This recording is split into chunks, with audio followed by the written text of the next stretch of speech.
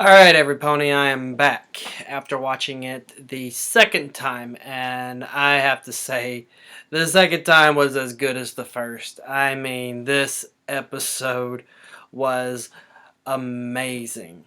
I mean, Magpiepony, you are just so talented and phenomenal in all this that you do. And like I even mentioned toward the beginning of all this, with all your talent, with the voice acting, with the singing, with the story writing. Oh God, the story writing. That was some really good, detailed story writing that we saw within that world. It was the different theories that came out of it and such. It was it just had me to my seat the entire time, and I've said it before, but damn, that fight, it was awesome. Yes, like I said, even with the artwork and no animation, it was still that good. So I know when you were talking about having issues with one of your collaborators and trying to get the last bit to be able to release it, my only guess is that maybe it had something to do with an animation for that particular fight scene. Um, that's the only place that seemed like that it could use a little extra, but still, just the way that it turned out with the art and God, the artist that was able to do that, like I talked about with the lightning and the fiery and the explosions and like the Super Saiyan Estelle there for a bit. It was pretty badass. But yeah, this has been definitely one of the best episodes of the series, I think. I mean, I think a lot of that has to contribute that we finally got the backstory that we've been waiting for and so in suspense to be able to see what is going on with this character, why she is the way she is, why she hates Celestia so much, why Luna was suddenly so mad at Celestia after just spending just a little bit of time with Estelle and such. And so we got all those answers, and actually, we got more. We got more than we bargained for. Good God! But it was really really good.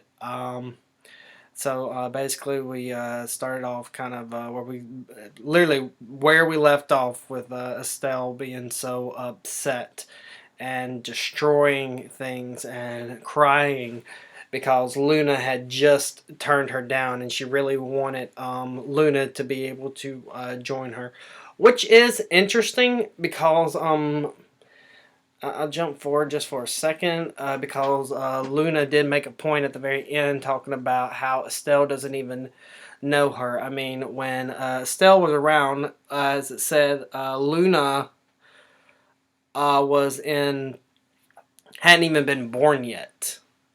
So Luna has no knowledge of Estelle like at all. It wasn't that she was a baby and something happened to Estelle and then she just doesn't remember or whatnot.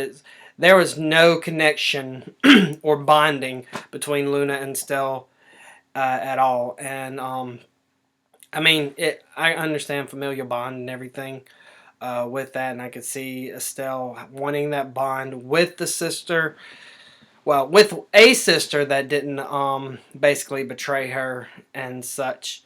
But the strong emotion, especially over it, was real interesting to see, just simply because they never had that real type of bond compared to Celestia and her, which shows why she was so angry and hated Celestia because of the ultimate betrayal that she felt that Celestia had done to her, but not realizing her own actions led to that fact, at least not yet. I mean, I don't know if she's going to bite it in the end, or if she's going to be reformed, or whatnot. If we were watching the show, they would more than likely reform her, but this is fan fiction, and fan fiction deals with a lot more mature themes, so it could go either way here, but and Shadow scene. I mean, she tells him to go that these ponies are going to be in her way. Twilight and her friends have and go capture them. Literally, like 2-3 minutes later, he poofs right in front of them with all of them wrapped up just like that. I mean, that just shows you that when he was battling them before, that he wasn't really trying to capture them. The first time, he was trying to get Luna. That was his whole point. The second time was that he was trying to get the Alicorn amulet. And when Trixie put it on, he had no choice, but he had to take Trixie too, which ended up actually helping Estelle and him without actually fully realizing it and such. But I was like, that was quick. I was like, he must have just poofed and caught them completely off guard and trapped them and rushed them there. And then you could see the hurt in Trixie, which is really interesting because you could see the hurt in Twilight that Trixie would do that to her at the very beginning of the story, and especially throwing her in a dungeon and treating her just like crap and garbage, and basically like she doesn't matter and that she's just going to sit there and be in prison forever. If Trixie would have it, it could be, but like I said, I do like Trixie.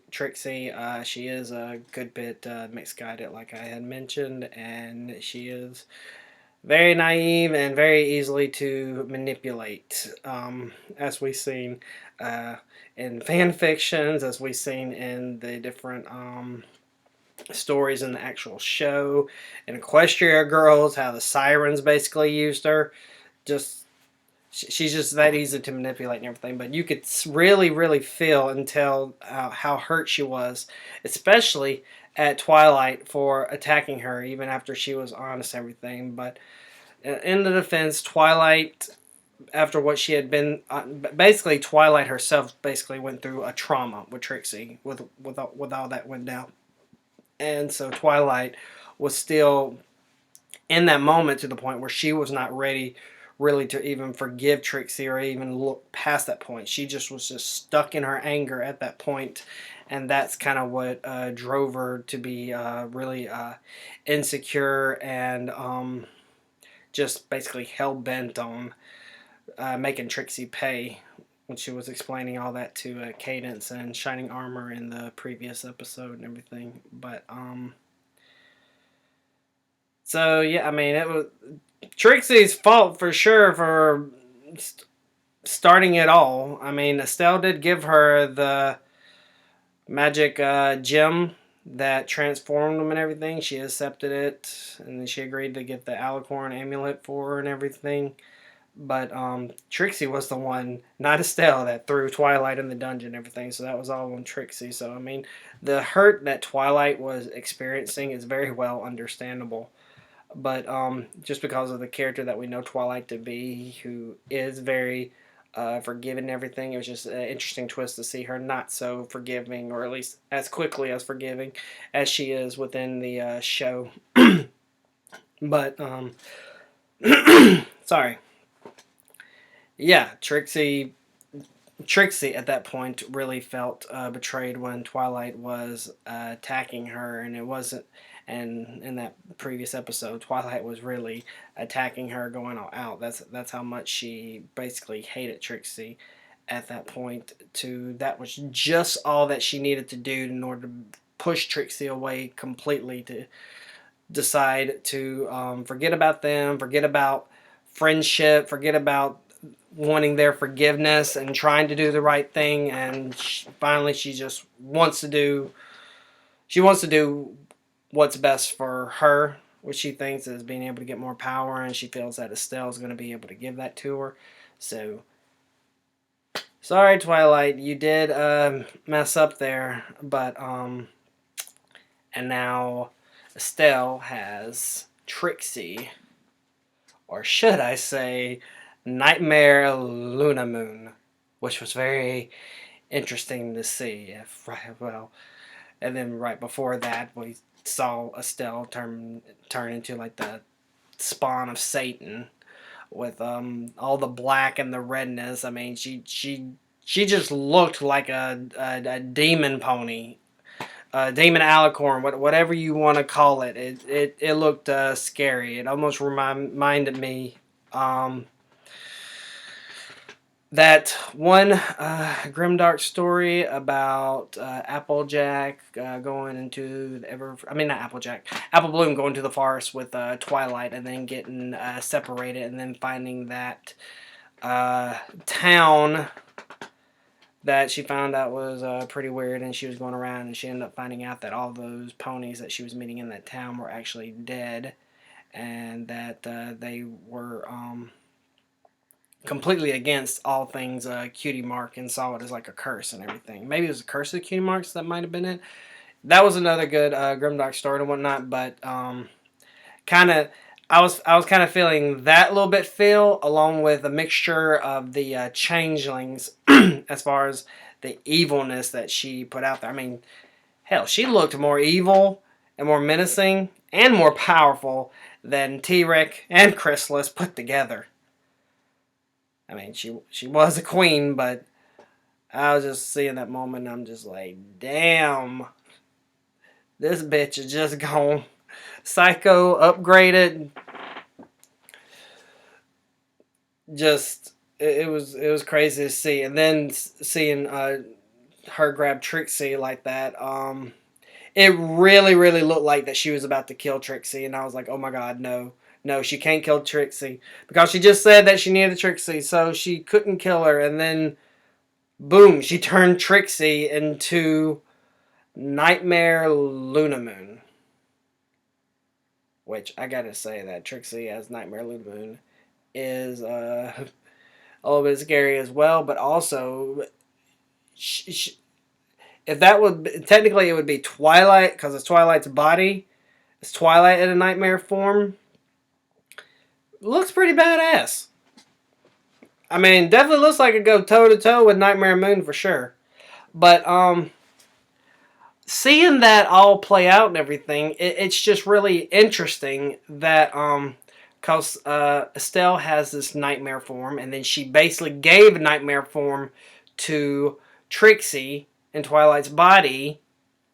So, I mean, that has to make you wonder if she had anything to do with Luna becoming Nightmare Moon.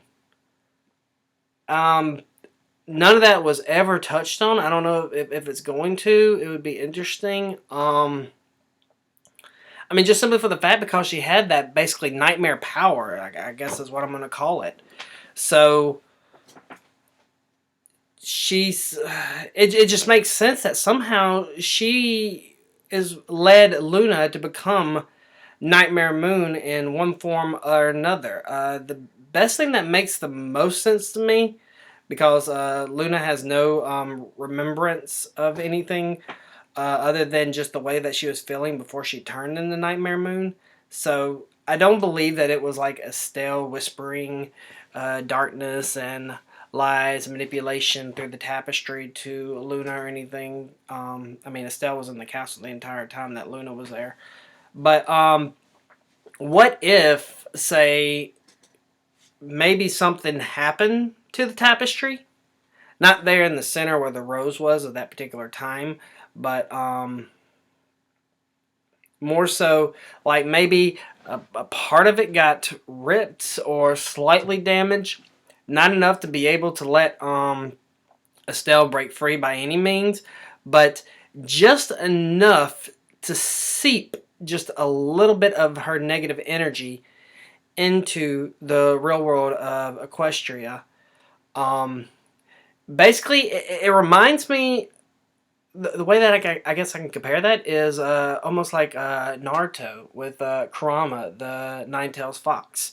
When in the original Naruto series, as he was getting a little bit more powerful in the beginning there, and when he got really angry, the Nine-Tailed Fox would seep a little bit of his chakra through the seal that Naruto had on him, that had loosened because every time he got upset and really was trying to get all that energy and power and chakra out of him, that it basically Where was I going with that? Oh, it would basically like loosen the seal just enough to seep, and then it was just a seeping, and then it was a seeping, and it was seeping, and as the time went on, it went over. Okay, I'm probably getting into a little bit of spoilers there. Uh, I don't think it's going to be that big a deal since Naruto, especially the original series, is so old and just about everybody has seen it, other than the new anime people coming out. But I will leave it alone with that for now. But that's what that's what I was thinking of. Like all the negative and the darkness was seeping through this tapestry. And because Luna already felt a little bit of jealousy toward Celestia, it only increased that feeling of envy and desire and just really tired of being like second best because that's what she felt like to Celestia. So it makes sense that Estelle's darkness would infect her that way. I guess another example would be if anybody watch it, and I'm not going to get into too much spoilery or anything, but if any of y'all watch Ever After High, especially in this last one with the Snow King, and you saw how what so and so did to him, which made him see things that weren't really there or aggravated to what he was thinking or his own insecurities were, which made him act out the way he did. That to me makes the biggest sense of why Luna suddenly just turned into Nightmare Moon after a time period. Finally, her rage and her envy just got to the best of her that she finally was not going to put up with Celeste anymore, and it was her right to rule, and she wanted to call her own shots, and just within that surge of anger and hurt and everything, she just transformed automatically into Nightmare Moon, like we have seen in a lot of different animations, especially this year from Duo Cartoonist. They did a really, really good one. There's a few others. My mind is blanking, so I can't quite remember, but there was a lot of them that were really, really good. But that's going to be my theory on how Luna became Nightmare Moon, just based off of Estelle already has like these nightmare powers before Luna's even born, and it can easily give them to Trixie just like that. She wasn't trapped at that point, so she was able to give her full energy into it to turn Trixie into that. So that's gonna be my theory on Estelle giving Luna her powers. We might see something later on which confirms that or not, but I guess that's just what I'm gonna go with for now. Uh, if any of the fans and within the fandom itself is really interested in exploring this route, then they could do their own type of animation that confirms it to them, making their own fan fiction within the fan fiction type thing. Because we have seen a lot of different fans within this wonderful fandom being able to do that and take other people's creation and art and add a little something to it. So it wouldn't surprise me if someone did something like that. If I had the talent to do animation like that, I'm just still learning a little bit of the basics right now. But if I had that talent, I would do it. That would be a fun project. But yeah. So that's my theory on that. And so then obviously we got put the main six into the cell, and then Celestia's there, and it seemed like Celestia might have been confused by her voice was kind of like palsy the first few times that she spoke to the other ponies. As far as not being aware that they have all switched bodies or whatnot, but as they kept talking, it's like she just kind of went with it and like, okay, she was able to pick up on it really fast. That or either Luna told her, what had happened. Um, but I guess she still was surprised to actually see it in person. But and then we got straight into that backstory, which that was a wonderful backstory and wonderful storytelling for that had to take a lot of thought and effort and just processing to be able to come up with such a detailed lore of the after the beginning stages of Equestria, basically, because it's like right after the whole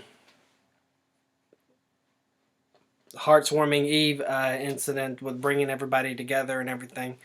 And then we got to see a lot with Star Swirl, which was it was really cool, and it makes sense because you see it in other shows and whatnot. People that are immortal, some of them actually get tired of actually being immortal, and they want their lives to end, just like Silas and Vampire Diaries or such. But yeah, living forever, I guess. At the beginning would seem pretty cool, but after a while, when you surpass and live older than everyone else around you, I'm guessing it would get lonely after a while and tedious, and that kind of was taking its toll on Star Swirl, that I believe, and he was almost getting like burnt out on being this great, powerful wizard for Equestria and the Unicorn King, which was interesting. That that there was a king.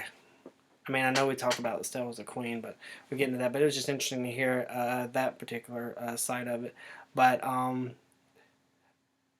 just cool enough is that he decided that he was going to find somebody to train to basically take on a lot of his responsibilities, which lifts some of the weight off of him, so his pupil can be able to do a lot of that, which that that itself does not seem wrong or mischievous or lying per se,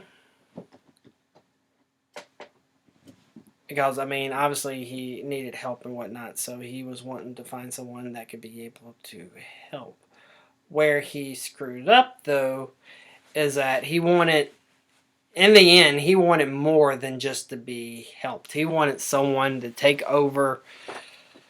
That's what I was confused about, because it never really clearly stated anything along those lines. All I can do is kind of assume. I mean, you know that Estelle was really hurt that he lied to her, so I can only take it as Star Swirl definitely wanted her to take over his position entirely, which means that Star Swirl wanted Estelle to become immortal like him and live out her days doing the same thing that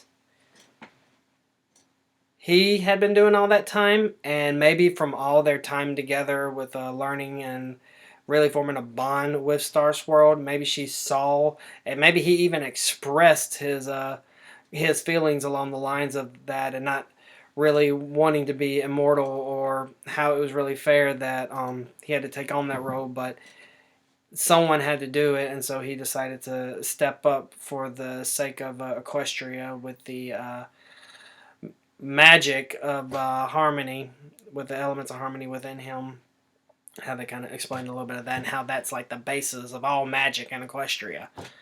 So, yeah, that's a pretty damn big burden to put on somebody's shoulders, especially after a year of tutelage. Hey, girl, I think you have great potential there, and you know what? I'm going to train you, and I'm going to give you a horn so you can do magic, and then afterward I will give you wings. You're going to be the first of your kind. You're going to be so powerful. I'm going to make you the queen. Everybody's going to love you and worship you, and oh, guess what? Then I'm going to go ahead and give you the elements of harmony and all my power, and then you can be immortal, and I'm just going to go chill over here and do my own thing. So, that sound cool? Yeah, if you think of it that way, Estelle had the right to be pretty pissed there. because basically Star Swirl led her on to thinking that she was just going to be, just a queen and to kind of rule by his side. And that's where another aspect of it, because maybe she was hurt in that fact when she found out that what his true intentions were. That basically, basically he was saying that he was going to let her take over everything, and he was going to basically just disappear and abandon her with all that they've been through and through the bonds and everything. I can see that really being a betrayal to Estelle, which is why she got so upset and with arguing. And I'm guessing that Starsword probably pestered the hell out of her with trying to talk her into doing what he wanted, to the point where she finally said, F all this. I'm out of here. I don't want nothing to do with this anymore. And then she left. And then apparently went back and looked at his own prophecy papers, and he was like, "Oh, I made a mistake. I grabbed the wrong sister." So now we bring Celestia into the mix. So that's also interesting that he then goes back to do that. So his whole plan was then to make it Celestia immortal, but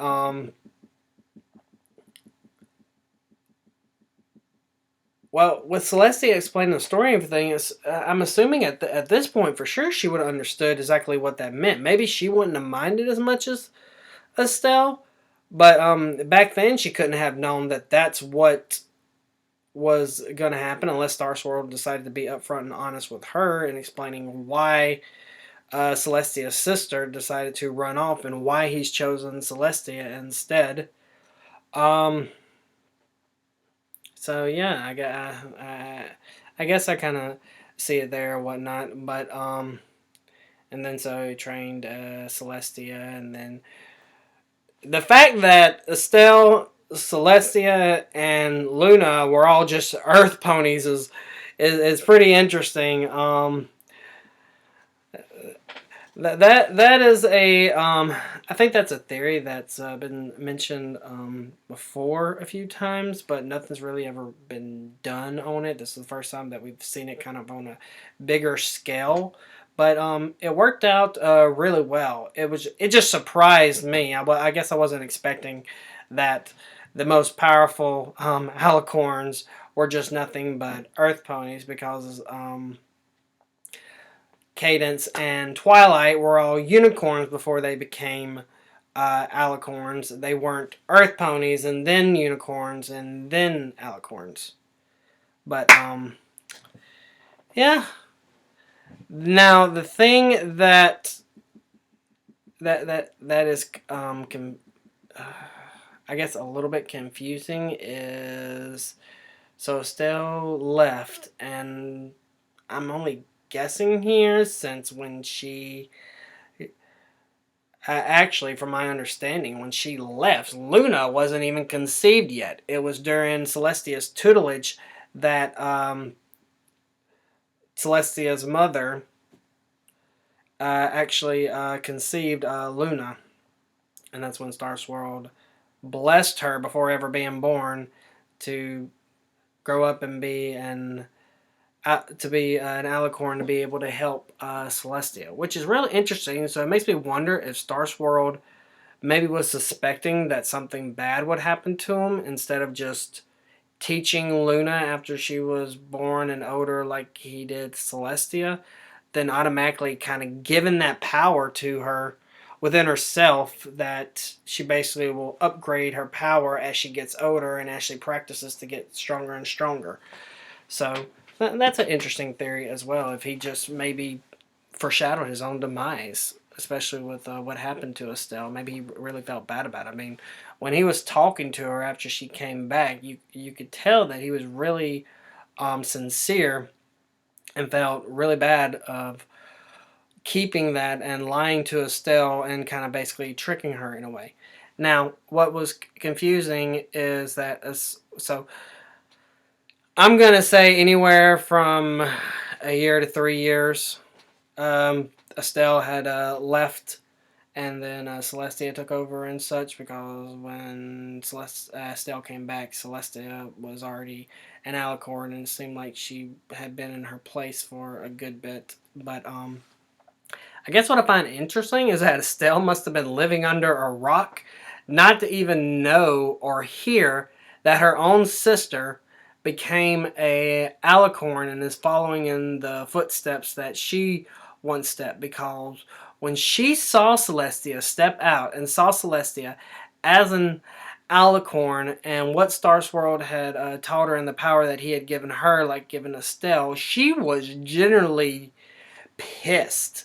I mean, super mad. Like, that's her first time knowing about it. It just shocked her. She was just hit in the face with, oh my God, my sister is an alicorn. He did the same thing to her that he did to me. Who the hell does this guy think he is? So it's just interesting that she didn't even know that. It seemed like she didn't even know that Celestia had been an alicorn. Uh, I mean, she was obviously in the area of the Everfree Forest, but, well, the Everfree Forest was where the original castle was, which is where they fought before it grew into that, but maybe she left Equestria. My only guess is that she left Equestria completely, and during her time roaming off, did her power somehow go haywire, and I don't know, maybe she realized that her power started absorbing the magic around her, which made her kind of go power hungry a little bit. But she wanted to get enough power just so she could be able to take her revenge on Starsworld and curse magic. So she had to obtain a higher and more powerful form of magic, even though she was already technically a queen with all that power, to be able to take out her revenge and then stop magic altogether after destroying Starsworld. So I almost want another backstory or a side story that explains how she went from being her normal alicorn self to the she-demon. I think that would be a really interesting side story if Magpiepony ever wanted to do it, or if a fan ever just wanted to just play around with that idea and just create their own thing. I mean, that itself can be a story within a story of the journey that she had undergone for the past year to 3 years or so. So I think that would be really interesting to see. That would definitely help shine a little bit of light on that particular matter of how she got the way she is. And just, she had, like I said, she was just so angry, especially when Celestia stepped out. It's like her rage just went into full blast at that point, and then it broke out into that badass and awesome song with an awesome fight sequence, and good God, was she strong and powerful. Starsworld, one of the strongest unicorns in all of Equestria, and his new pupil, Celestia, that has a lot of his magic as well, could barely defend against Estelle. I mean, they were barely fending her off at all. All that I could think of is that Estelle must have just been playing with them at the first before she decided to go in to really get them good. I mean, just her damn power. I mean, I know Starsworld gave her that power of the queen and everything, but with the power of darkness that she attained, she definitely seems, like I mentioned before, she definitely seems like she's stronger than any other villain that we have seen in this show. She would give T-Rex a run for his money. But the only difference is T-Rex wants to rule over everybody. She just wants to destroy Starsworld to obliterate magic. But yeah, that art with that fight scene, I said it over and over again. It was so good. It was. Um, I'm forgetting the artist's name that did that again, but you did an amazing job with that, and to be able to bring that to life within the explosions, and especially that part where like the rocks were fused with that darkness and red, and evilly glow and all coming at them on all sides and close them on. And Celestia at the last minute grabs Star Swirl and zooms out of there before getting slammed together. It's another thing that we kind of have seen before in Fairy Tail. And actually, speaking of Fairy Tail, which will be another spoiler, in the arc right after the Grand Magic Games, with Estelle wanting to wipe out all of magic, it reminded me, this was the connection that I made, it reminded me the same thing that actually it was further than the Magic Games. It was the Tartarus arc of Fairy Tail, which was the last arc that they did or whatnot. But one of the big points of those villains is that they wanted to activate Face, which was basically a bomb that would obliterate all magic across Fiore. So Estelle wanted to obliterate all magic across Equestria because she believed magic to be the evil incarnate that turned her into the monster that she is and such. So that was just an interesting connection that I made. And if you have another type of show that does something similar, you would make a similar connection. I'm a big Fairy Tail fan. I mean, Fairy Tail, #1 guild. All right. But yeah, that was real interesting to see. And also, I noticed within that fight scene when they were on that bridge and it exploded, and then they fell down with Celestia grabbing and protecting Star Swirl. Even with her magic, she seemed to get hit pretty hard when she landed. Probably lost her breath, maybe got knocked out for a minute, to the point where Estelle just flew over them, zapped Star Swirl, and slammed him into the rocks, which was that was fit very perfectly well together. That showed that jumping up scene. It was like, oh my god, that was awesome. And then good god, I thought Star Swirl was about to just blow like a bomb. You see how all the fire and her evil vines and poison almost like wrapped around him, and his eyes like this. Looked like he was going to be like a nuclear explosion, like you saw that one guy in Heroes. And then he it's like I don't know if she like just basically drained everything within him, except for the elements of harmony, which made him then crystallize and become the tree of harmony. So what was interesting to bring that up specifically is the bridge that exploded before they fell down into that crevice deep below. So that bridge, there was a bridge there, but in episode 1, part 1 and part 2, well, specifically it was shown in part 2, but when Rainbow Dash had to go across a wooden bridge to be able to tie off the ropes so the other ponies can go across when he was tempted by the shadow boats. But yeah, that was this. It makes sense that is the same gap where there used to actually be a bridge there, and now it's just a rope bridge because Estelle destroyed the real bridge. And then also we know that the Tree of Harmony is down deep in a crevice where they have to kind of climb down to be able to get to within that cave. So they fell down in there, and that's where the tree grows. So over time, everything, I'm guessing, around that kind of grew up and to be able to create the cave that the tree is in right above where the bridge used to be. So that was an interesting connection that I was able to see there for sure. Yeah, this is getting to be a little bit long review. We'll be wrapping this up shortly and everything, but I really enjoyed that scene, and Magpiepony with those vocals and the darkness that you heard and felt within her during that song was just so powerful and so influencing and just it was awesome.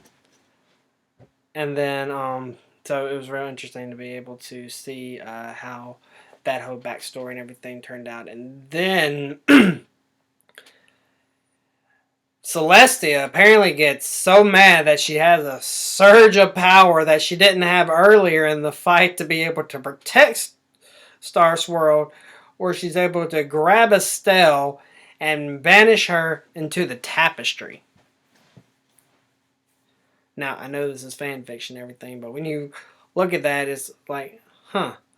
You banned your older sister into a tapestry which you hung in your castle, but you banished your younger sister and sent her to the moon for, what was it, like 100 years? Like, you kept one sister close to you, you sent the other one as far away as possible. I thought that a little bit was interesting. I mean, of course, it hasn't happened in the actual show and everything, but it was just interesting to be able to, and intriguing to be able to see that. But you could really hear the hurt and the begging that Estelle was doing. And at one moment, she's so confident and nothing's going to stop her, and she's going to save everybody, and she's going to save Equestria, and then the next minute, Celestia is just so pissed at her for destroying Star Swirl, her mentor, which she had probably grown to adore and bonded over with him well. And she just banished her sister to the tapestry. And then she decides to hang that tapestry into the castle where she would always see it to remember, yet she mentioned that she had almost forgotten about Estelle, even though she walks past this tapestry every day. So that was an interesting little tidbit. One thing that did not make sense within that fight, because the second time I was able to go back and actually listen to a lot of the lyrics, where she is talking about, Estelle is saying, release me, you made me into a monster, take this curse back, release me from my torment and everything. But then, when she finally gets hold of him, she blasts the hell out of him and turns him into a tree, which she still had the curse of the magic that she had within her when she was asking him to take it all back and to make her back normal. So if that's what she really wanted, why did she do that to Star Swirl? Because then that would leave her with that would basically leave her the same as before they even started the fight. Now the only difference is there when she was asking, which makes sense that she's asking Trixie and Twilight's body, the two alicorns, to be able to help to destroy the Tree of Harmony, because once this tree is destroyed, all magic disappears, which means she gets to revert back to her normal self. And I guess so does her sisters. I mean, she still might want nothing to do with them or everything, but that's what she really wants. So I guess her whole plan was, as soon as she turned them into the tree, in that weakened state or whatnot, that she was going to go ahead and destroy that tree right then. But apparently, I don't know what was exactly going on in their head, because apparently she needs another alicorn, but at that time that it happened, maybe she didn't think she needed another alicorn, and maybe she was more powerful, and she's still gaining up a lot of energy, even though she just got the alicorn amulet or whatnot, but still. Oh, and also another connection, which I'm going to bet, with Star Swirl becoming the tree, that Magpie had to get that particular idea from the TV show Once Upon a Time with, spoiler, with Merlin becoming the tree in a very similar way in the season that Emma Swan became the Dark One, because that was done very similar, but it worked so well within this story as it did within Once Upon a Time.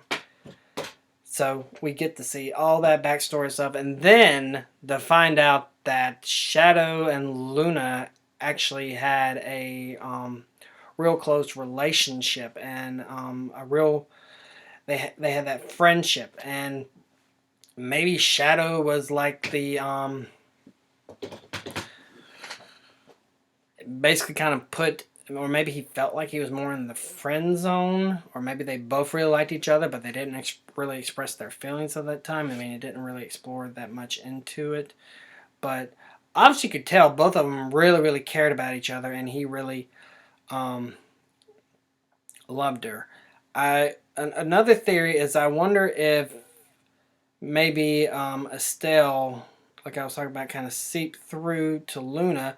Maybe she was able to seep through to Shadow to convince Luna, or to back up Luna with wanting to go against her sister. But then after Luna got banished, he was like heartbroken and he was sad. Now, he didn't turn around and release Estelle immediately. He sat around for a good while feeling alone and sad until the point that he couldn't take it anymore, and then somehow realized kind of what he needed to do in order to release Estelle, which is, my guess, is kind of seeping through, or find some way to communicate, or with their emotions, especially with him being a part of her magic and born from her magic, would make the sense of everything. But that was a really cute video that they done with them as a kids and growing up, because they've known each other for a long time. And like I said, you could tell, especially him, he really, really loved her. And even now, he still loves her, and that he's just so heartbroken because he feels like that he betrayed her and everything. But he also feels like Luna betrayed him by leaving him. But honestly, Luna has the better reason of being angry at him than he does at her. Because, I mean, she made a valid point that even after she returned, Shadow didn't come to her immediately or whatnot. I mean, he's just now showing up. And when the first time she sees him in, over 100 years or whatnot, he starts attacking her, captures her, and then throws her in a dungeon. Not the best reunion, I have to say. But that pretty much ties it up with that. And then we get to, there is to be continued one last time. I believe that's what it said.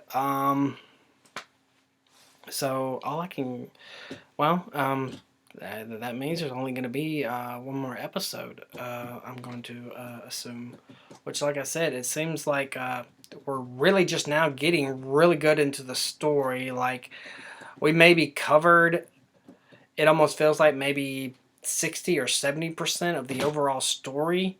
So if we're going to finish this off in just one more episode, that's just going to be real interesting how Magpiepony does that. Like I said before, I know she's going to be able to pull it off. I have total confidence in Magpiepony and this story and everything that she's put into it and such. But it's just going to be interesting to see. Or maybe she's misleading. I mean, one thing that we see in the actual My Little Pony series is that the season finale is always a two-parter. So she could end up doing this into a part 1 and a part 2 of the final episode. And that would be able to cover a lot more material to try to wrap things up into a nice little bubble with taking care of all of the issues and explaining more things in detail. With Trixie reverting, conforming back into a good person. Maybe her and Shadow both realize what they're doing is wrong once and all, and then maybe both of them turn against Estelle with the help of Celestia Luna and the others and the elements of harmony, and be able to either wipe her out for good, banish her again, or convert her altogether. So it's just going to be interesting to see what happens there. And then, of course, obviously their bodies are going to switch back and they're going to be so happy to be back themselves. But yeah, this story has been a ride, and it's been going for a few years now for sure. What's it been? Maybe 4 or 5 years. I think the story's been going on. And even as taken so long, it's still just that good and makes it that much more special waiting on the episodes and finally getting a perfect episode delivered because of all the time that they take going into each of these episodes, because they don't want to just rush through it and come out with crap. They want to take their time, go slow, be detail oriented, to be able to provide us with some really good quality entertainment that we are just going to praise and love and talk about and share and do reaction videos like this. So, yeah. Alright, guys, I think that is all that I have on Princess Trixie Sparkle, Episode 10, Revelations. Again, I will say a great job to everyone on this project. And I know that I mentioned Magpie and her amazing vocals and everything, but really, all of you that are doing vocals are doing a tremendous job on this particular project. I know a lot of y'all also involved in other projects with different persons like Ashley H. and Disney Fanatic and such, and stuff with Pegasus Pitch, who actually did the voice of Shadow and sang the song. Which, dude, that you delivered that song with justice, and you actually made it better than the original. I'm serious. I like that version a lot more than the original. I'm gonna download both that song, and I'm definitely downloading the cover parody of New Divide, which the title New Era Begins. Yeah, that's what it was. So I'm definitely going to be downloading those and listening to them and blaring them on my radio as I cruise downtown, you know. Share the love of My Little Pony. Tolerate friendship, peace, kindness, love and hate, you know. Sharing the love, sharing the love. All right. Well, that about does it. Again, thank you, Magpiepony, and everybody involved. Thank you, artists, for an amazing job that you did. Thank you, voice actors. And thank you, Pegasus Pitch. And thank you for anyone else involved in this project with animations, with graphics. The whole 9 yards. Y'all are just amazing and stupendous. And I am a big fan. And I'm excited to see where this story goes. And excited to see what other things y'all do coming in the future within the fandom and such. But, alright guys, I'm going to go ahead and call that, because this video is already getting too long with the review on top of the actual reaction. So, we are going to go ahead and call it a night. I will be working to upload a few more videos. I'm pretty busy. I work full-time, as well as I'm in the master's program of school part-time. So I have a lot of different stuff going on, and this is really one of the first things that I uploaded to my channel, and I'm actually going to be doing a few other things. I got a top 10 coming out of where I'll be featuring select individuals within the Brony fandom. And then some more reactions, and then I just got some other ideas. But I'm finally getting my channel off the ground is the whole purpose of this. And the last thing I want to say to any of the fans and within the fandom out there, that I would greatly and love and appreciate any type of fan art with my character or my OC here, known as Protec. I would definitely like the artists and stuff that they do in here is just amazing. I would love something like that. If someone could do something like that, you could send it to me. I provide a email link, so you can be able to send me anything if you wish. I will then show it on the channel to be able to show off your work. Also, I have no problem if you have like a PayPal account, then I have no problem with even donating a little for your such kindness and being able to create some fan art that I can use within my videos and in my whole frame of doing this. So I would greatly appreciate that, guys. All right, that's officially gonna be it. Yeah. All right. Well, good night, and I will see you later. Bye, Everpony.